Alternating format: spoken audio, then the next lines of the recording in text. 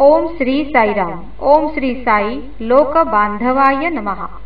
त्रैलोक्यातील प्राणीमात्रांचे जीवलग आप्त असणाऱ्या श्री साईंना आमचा नमस्कार असो. संपूर्ण विश्वाचे पालन करता असणारे स्वामी एखाद्या जीवलग आप्तापेक्षा अधिक प्रेमाने सर्वांचा सांभाळ करतात. त्यांच्या सर्व अडचणी दूर करून भवसागर तरुण जाण्यास मदत करतात.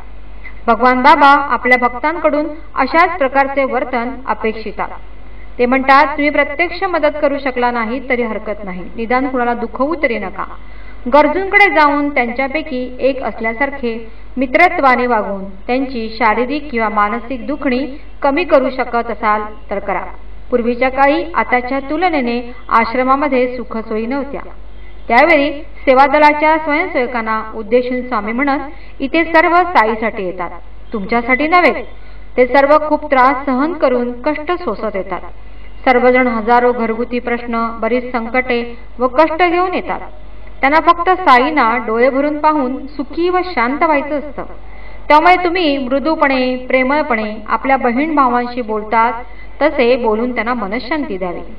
माझे जीवन हा माझा संदेश आहे असे सांगणाऱ्या स्वामींची एक अलौकिक कृती ते लोकबांधव आहेत याची साक्ष पटविते. प्रशांती निलयमच्या स्थापनेपूर्वीची ही हकीकत.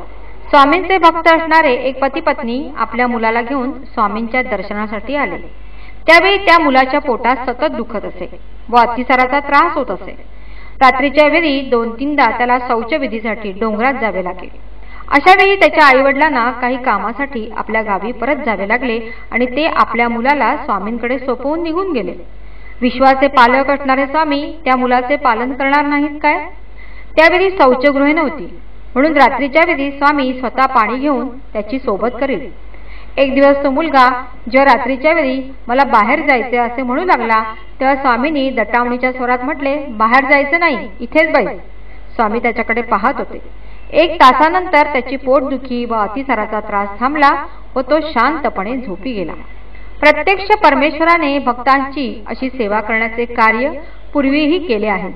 एकनाथा घरी श्रीखंडाच्या नावाने राहून त्यांची सेवा करणे, जनाबाईंचे कपडे धुणे, कबीरांचे शेले विणणे, अर्जुनाचा रथ चालविणे, द्रौपदीची पादत्राणे आपल्या काखोटीला धरणे याहूनही वरील सेवा अधिकच उच्चतम.